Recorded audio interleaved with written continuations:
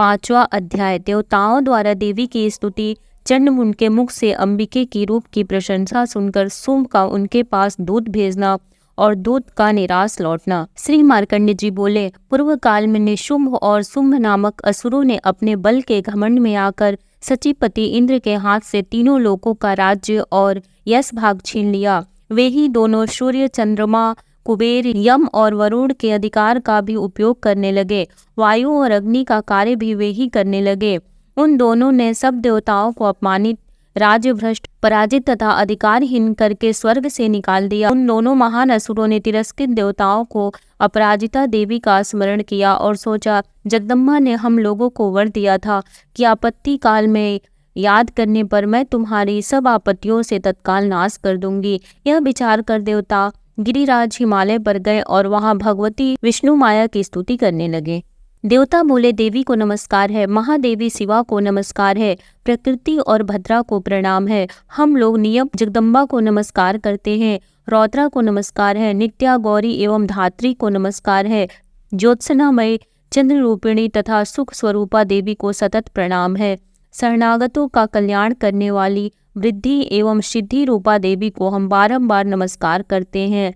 नैऋति, राक्षसों की लक्ष्मी, राजाओं की लक्ष्मी तथा सर्वाणी शिव पत्नी स्वरूपा आप जगदम्बा को हमारा बारंबार नमस्कार है। दुर्गा, दुर्गपारा, दुर्गम संकट से पार उतारने वाली, सारा, सबकी आधारभूता, सर्वकारिणी, ख्याति, कृष्णा और ध्रुमा देवी को सर्वदा नमस्कार है।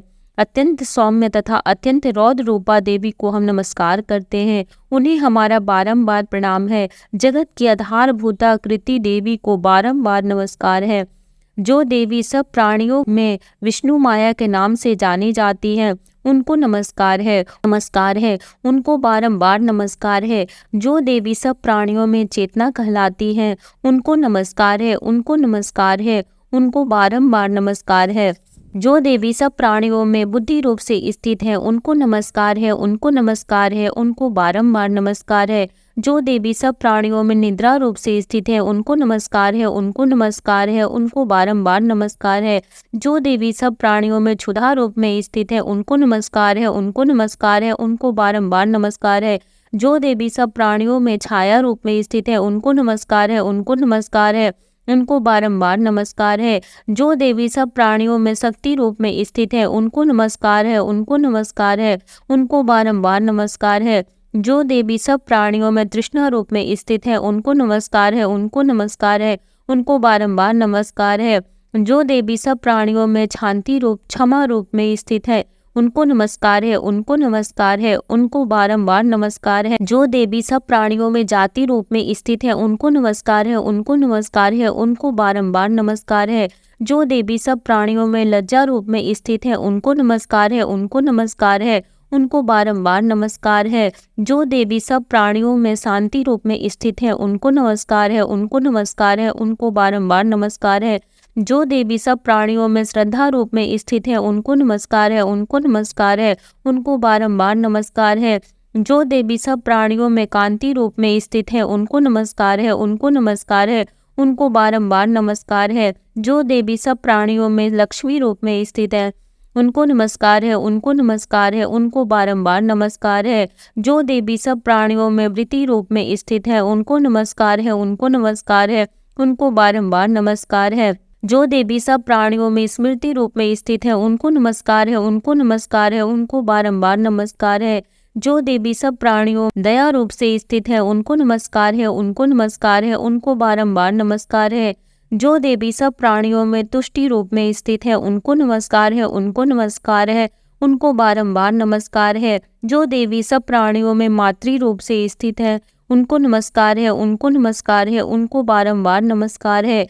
जो देवी सब प्राणियों में भ्रांति रूप से स्थित है, उनको नमस्कार है, उनको नमस्कार है, उनको बारंबार नमस्कार है। जो जीवों के इंद्रिय वर्ग की अधिष्ठात्री देवी एवं सब प्राणियों में सदा व्याप्त रहने वाली है, उन व्याप्ति देवी को नमस्कार है। जो देवी चैतन्य रूप से इस संपूर्ण जगत को व्याप्त करके स्थित है, उनको नमस्कार है, उनको नमस्कार है, उनको बारंबार नमस्कार है। पूर्व काल में अपने अभिष्ट की प्राप्ति होने से देवताओं ने जिनकी स्तुति की तथा देवराज इंद्र ने बहुत दिनों तक जिनका सेवन किया, वह कल्याण की साधना भूत ईश्वरी हमारा कल्याण और मंगल करें तथा सारी आपत्तियों का नाश कर डाले। दंड दैत्यों से सताए हुए हम सभी देवता जिन परमेश्वरी को इस समय नमस्कार करते हैं तथा जो भक्ति से विनम्र पुरुषों द्वारा स्मरण की जाने पर तत्काल ही संपूर्ण विपत्तियों का नाश कर देती है, वे जगदम्बा हमारा संकट दूर करें। ऋषि बोले, राजन, इस प्रकार जब देवता स्तुति कर रहे थे उस समय पार्वती देवी गंगा जी के जल में स्नान करने के लिए वहां आए। उन सुंदर भावों वाली भगवती ने देवताओं से पूछा, आप लोग यहाँ किसकी स्तुति कर रहे हैं? तब उन्हीं के शरीर से प्रकट हुई शिवा देवी बोली, शुंभ दैत्य से तिरस्कृत हुए और युद्ध में निशुंभ से पराजित होकर यहाँ एकत्रित हुए ये समस्त देवता मेरी ही स्तुति कर रहे हैं। पार्वती जी के शरीर कोश से अंबिका का प्रादुर्भाव हुआ था, इसीलिए ये समस्त लोकों में कौशिकी कही जाती है। कौशिकी के प्रकट होने के बाद पार्वती देवी का शरीर काले रंग का हो गया, अतः वे हिमालय पर निवास करने वाली कालिका देवी के नाम से विख्यात हुए। तदंतर शुंभ निशुंभ के भृत्य चंड मुंड वहां आए और उन्होंने परम मनोहर रूप धारण करने वाली अंबिका देवी को देखा। फिर वे शुंभ के पास जाकर बोले, महाराज, एक अत्यंत मनोहर स्त्री है जो अपने दिव्य कांति से हिमालय को प्रकाशित कर रही है। वैसा उत्तम रूप कहीं किसी ने भी नहीं देखा होगा। हे असुरेश्वर, पता लगाइए वह देवी कौन है और उसे प्राप्त कीजिए। स्त्रियों में तो वे रत्न है, उसका विशेष अंग बहुत ही सुंदर है तथा वह अपने श्री अंगों की प्रभा से संपूर्ण दिशाओं में प्रकाश फैला रही है। दैत्यराज, अभी वह हिमालय पर ही स्थित है, आप उसे देख सकते हैं। प्रभु, तीनों लोकों में मणि, हाथी और घोड़े आदि जितने भी रत्न हैं वे सब इस समय आपके घर में शोभा पा रहे हैं। हाथियों में रत्नभूत ऐरावत, यह पारिजात का वृक्ष और यह उच्चैस्वरा घोड़ा, यह सब आपने इंद्र से ले लिया है। हंसों से युक्त यह विमान भी आपके आंगन में शोभा पाता है। यह रत्नभूत अद्भुत विमान जो पहले ब्रह्मा जी के पास था अब आपके यहाँ लाया गया है। महापद्य नामक निधि आप कुबेर से छीन लाए हैं। समुद्र ने आपको किंजल किनी नाम की माला भेंट की है जो केसरों से सुशोभित है और जिसके कमल कभी कुम्हलाते नहीं है। स्वर्ण की वर्षा करने वाला वरुण का छत्र भी आपके घर में शोभा पाता है तथा यह सर्वश्रेष्ठ रथ जो पहले प्रजापति के अधिकार में था अब आपके अधिकार में है। दैत्येश्वर, मृत्यु की उत्क्रंदिता नाम वाली शक्ति को भी आपने छीना है तथा वरुण का पास और समुद्र में उत्पन्न होने वाले सब प्रकार के रत्न आपके भाई निशुंभ के अधिकार में है।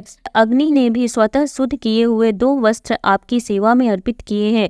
दैत्यराज, इस प्रकार सभी रत्न आपने एकत्र कर लिया है, फिर जो यह स्त्रियों में रत्न रूपी कल्याणमयी देवी है इसे आप अपने अधिकार में क्यों नहीं कर लेते? ऋषि बोले, चंडमुंड का यह वचन सुनकर शुंभ ने महादैत्य सुग्रीव को दूत बनाकर देवी के पास भेजा और कहा, तुम मेरी आज्ञा से उसके सामने ये बातें कहना और ऐसा उपाय करना जिससे प्रसन्न होकर वह शीघ्र ही यहाँ आ जाए। वह दूत पर्वत के अत्यंत रमणीय प्रदेश में जहाँ वह देवी सुशोभित थी वहां गया और मधुर वाणी से कोमल वचन बोला। दूत बोला, देवी, दैत्यराज शुंभ इस समय तीनों लोकों के परमेश्वर हैं। मैं उन्हीं का भेजा हुआ दूत हूँ और यहाँ तुम्हारे ही पास उपस्थित हुआ हूँ। उनकी आज्ञा सदा सब देवता एक स्वर में मानते हैं, कोई उसका उल्लंघन नहीं कर सकता। वे संपूर्ण देवताओं को परास्त कर चुके हैं। उन्होंने तुम्हारे लिए जो संदेश दिया है उसे सुनो। संपूर्ण त्रिलोकी मेरे अधिकार में है, देवता भी मेरी आज्ञा के अधीन चलते हैं। संपूर्ण यज्ञों के भागों को मैं ही भोगता हूँ। तीनों लोकों में जितने श्रेष्ठ रत्न हैं वे सब मेरे अधिकार में है। देवराज इंद्र का वाहन ऐरावत जो हाथियों में रत्न के समान है उसे मैंने छीन लिया है।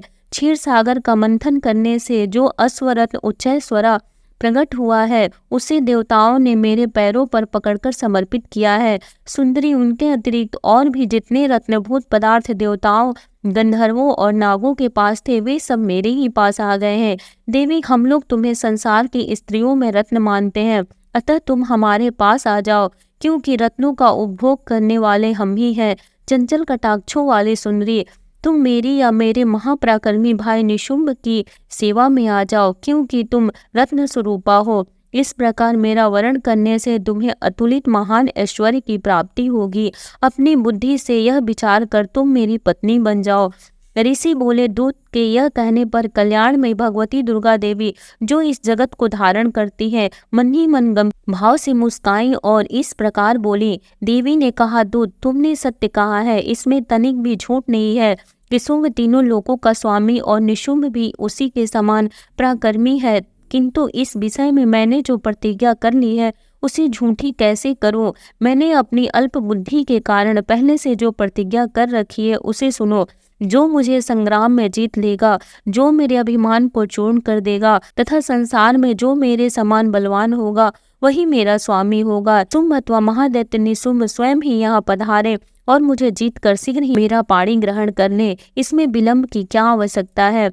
दूत बोला, देवी तुम अभिमान में भरी हो, मेरे सामने ऐसी बातें मत करो। तीनों लोकों में कौन ऐसा मनुष्य है जो शुंभ निशुंभ के सामने खड़ा हो सके। देवी अन्य दैत्यों के सामने भी सारे देवता युद्ध में नहीं ठहर सकते, फिर तुम अकेली स्त्री होकर कैसे ठहर सकती हो। जिन शुंभ आदि दैत्य के सामने इंद्र आदि देवता भी युद्ध में खड़े नहीं हुए, उनके सामने तुम स्त्री होकर कैसे टिक सकोगी। इसीलिए तुम मेरे ही कहने से शुंभ निशुंभ के पास बेहिचक चली चलो। ऐसा करने से तुम्हारे गौरव की रक्षा होगी, अन्यथा जब वे केस पकड़कर घसीटेंगे तब तुम्हें अपना गौरव गंवा कर जाना पड़ेगा। देवी ने कहा, तुम्हारा कहना ठीक है। शुंभ बलवान है और निशुंभ भी बड़ा पराक्रमी है, परंतु क्या करूं, मैंने पहले बिना सोचे समझे प्रतिज्ञा कर ली है, अतः अब तुम जाओ। मैंने तुमसे जो कुछ कहा है वह सब दैत्यराज से आदर पूर्वक कहना, फिर जो उचित जान पड़े वह कर लो। 5वीं अध्याय समाप्त होती है। जय माता दी। 6ठीं अध्याय ध्रुमलोचन का वध सुनाती हूँ। श्री मार्कंडे जी बोले, देवी का यह कथन सुनकर दूत को बड़ा आश्चर्य हुआ और उसने दैत्यराज के पास जाकर समाचार विस्तार पूर्वक कह सुनाया। दूत की बातों को सुनकर दैत्यराज कुपित हो उठा और वह सेनापति ध्रुमलोचन से बोला, ध्रुमलोचन तुम शीघ्र अपनी सेना साथ लेकर जाओ और उस दुष्टा के केस पकड़कर घसीटते हुए उसे बलपूर्वक यहाँ ले आओ। यदि उसकी रक्षा करने के लिए कोई दूसरा खड़ा हो तो वह देवता, यक्ष अथवा गंधर्व ही क्यों न हो, उसे अवश्य मार डालना। ऋषि बोले, शुंभ के इस प्रकार आज्ञा देने पर वह ध्रुमलोचन दैत्य 60,000 असुरों की सेना साथ लेकर वहां से तुरंत चल दिया। वहां पहुंचकर उसने हिमालय पर रहने वाली देवी को देखा और ललकार कर कहा, अरे तू शुंभ के पास चल, ये इस समय प्रसन्नता पूर्वक मेरे स्वामी के समीप नहीं चलेगी तो मैं तुम्हें बलपूर्वक बालों को पकड़कर घसीटते हुए ले चलूंगा। देवी बोली, तुम्हें दैत्यों के राजा ने भेजा है, तुम स्वयं ही बलवान हो और तुम्हारे साथ विशाल सेना भी है। ऐसी दशा में यदि मुझे बलपूर्वक ले चलोगे तो मैं तुम्हारा क्या कर सकती हूँ। ऋषि बोले, देवी के यह कहने पर असुर ध्रुमलोचन उनकी ओर लपका। तब अंबिका ने हुम शब्द के उच्चारण मात्र से उसे भस्म कर दिया। फिर तो क्रोध से भरी हुई दैत्यों की विशाल सेना और अंबिका ने एक दूसरे पर तीखे सहायकों, शक्तियों तथा फरसों की वर्षा आरंभ की। इतने में ही देवी का वाहन सिंह क्रोध में भरकर भयंकर गर्जना करके गर्दन के बालों को हिलाता हुआ असुरों की सेना में कूद पड़ा। उसने कुछ दैत्यों को पंजों की मार से, कितनों को अपने जबड़े से और कितने ही महादैत्यों को पटककर दाढ़ों से घायल करके मार डाला। उस सिंह ने अपने नखों से कितनों के पेट फाड़ डाले और थप्पड़ मारकर कितनों के सिर धड़ से अलग कर दिए। देवी के वाहन उस महाबली सिंह ने अत्यंत क्रोध से भरे हुए क्षण भर में ही असुरों की सारी सेना का संहार कर डाला। शुंभ ने जब यह सुना कि देवी ने ध्रुमलोचन असुर को मार डाला तथा उसके सिंह ने सारी सेना का संहार कर डाला, तब उस दैत्य को बड़ा क्रोध हुआ, उसके होंठ कांपने लगे। तुरंत उसने चंड और मुंड नामक 2 महादैत्यों को आज्ञा दी, हे चंड और हे मुंड, तुम लोग बहुत बड़ी सेना लेकर वहां जाओ और उस देवी के बालों से पकड़कर अथवा उसे बांधकर शीघ्र यहाँ ले आओ। यदि इस प्रकार उसे लाने में संदेह हो तो युद्ध में सब प्रकार के अस्त्रों शस्त्रों तथा समस्त आसुरी सेना का प्रयोग करके उसकी हत्या कर डालना। उस दुष्टा की हत्या होने पर तथा सिंह के भी मारे जाने पर उस अंबिका को बांधकर साथ लेकर शीघ्र ही लौट आना। 6ठीं अध्याय समाप्त होती है। जय माता दी। 7वीं अध्याय सुनने के लिए प्लीज हमारे चैनल पे बने रहिए। जय माता दी।